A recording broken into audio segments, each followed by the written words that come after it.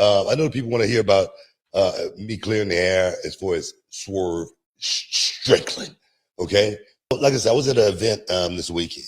I was at an event this weekend in Richmond, Virginia, and lo and behold, who was at the same event with me, actually as a part of the same party, and it was literally the first person I run into the morning of the event. And just like Swerve Strickland said, you know, me having the energy when Vince McMahon said the N-word, I rest assured I had the energy when I saw him, because I approached Swerve Strickland and I had a conversation with Swerve Strickland. Let's talk about the conversation in depth as far as what I told Swerve Strickland. I had an offer to be on Vlad TV before as well. And I turned it down. And they called me back and they offered me money to go on Vlad TV. And I turned it down because I was not going to go on Vlad TV and be exploited. I wasn't going to go on, you know, on Vlad TV and him make me look like a fool in front of the world. I was not going to do that. And I wasn't going to go on Vlad TV and say anything negative towards any black man that's ever been in this business, because I know how hard it is for all of them. And I've been the first one to say any brother getting his bag, you know, I'm all in 100%. But I told Swerve Strickland to his face how disappointed I am in him as a young brother, because all I did for Swerve Strickland ever was put him over and put him on a pedestal as being one of the best out there that ever did it. He deserved being the AEW champion. And for him to say something like that about me, you know, I don't know if these guys think racism stopped in 1990 when I got in the business, but it didn't. Okay, you may not hear about a lot of racial issues with Booker T, because I handled racial issues head first. I opened doors. I broke down barriers for people like Swerve Strickland. Swerve Strickland perhaps would not even be here if it wasn't for me. I have to apologize for nothing that I've done in this business, because I've gone out there and literally represented in the ring, out of the ring, from day one all the way to this day in 2025. Okay, you speak on Vince McMahon and him saying the N-word. You want me to be angry black man in the company. You want me to not open doors and make, you know, spaces for people like you. That's what you want me to do. Swerve Strickland, I hope you're never going to be in the movies. I hope you're never going to be on a movie set, because you might hear somebody say the N-word. And if you got a problem with it, they're going to tell your ass to get the hell out of here, because this is a movie. All right. And I'm upset. I'm upset because, more importantly, I'm disappointed at Swerve Strickland, because what I told him, and I'll repeat it, just like I repeated it to him. You got played. You got played, bro. You got played. You let that man play you and pit you against me and me against you. All right, that's enough. So, listen, I know you guys want my opinion and all that, but this is not how grown men talk. You know, listen, I'm pretty sure you guys need to see this video. So I'm going to go ahead and play the clip of why Booker T is reacting to what Swerve Strickland said. If you don't know, Swerve Strickland, after the match he had with Jon Moxley at AEW Destiny, he pretty much clapped back at Booker T and pretty much gave him the FU, and we don't know the reason. But let's play the clip. When I talk about representation, I mean it every single fucking time I speak on it. 1 year, this kid right here that you supported for these last 12, 13 years, 1 year, 5 main event pay-per-views for Swerve Strickland.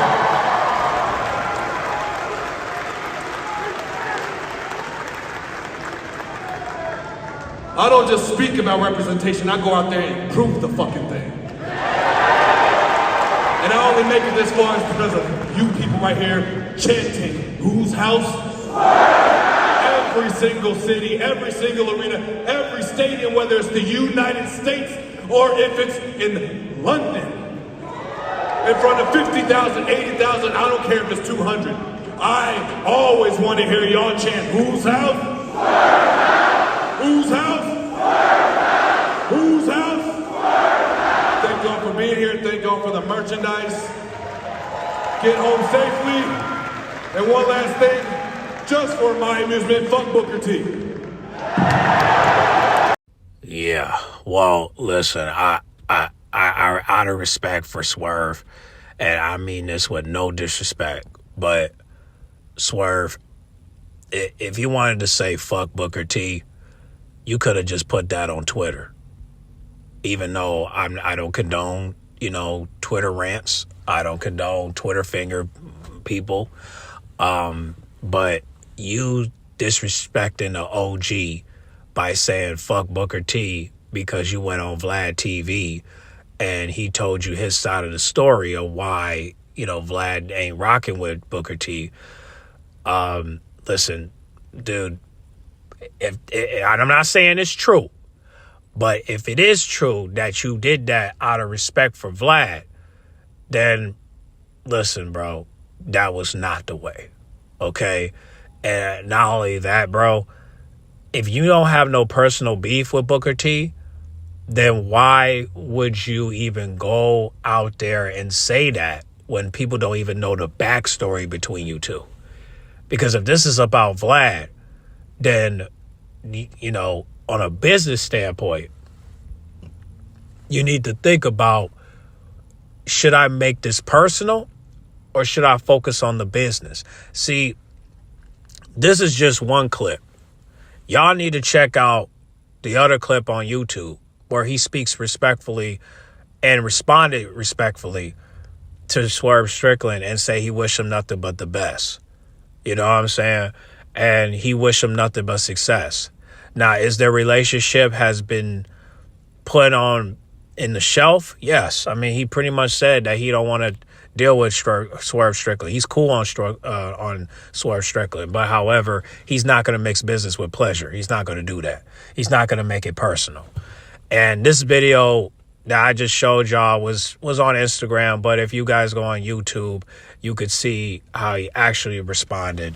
And when I get home, I'll react to it. But I ain't gonna have much to say about it because I just think that grown men need to work on grown man business when it comes to. Let me start over. Grown men need to take care of their affairs behind the scenes.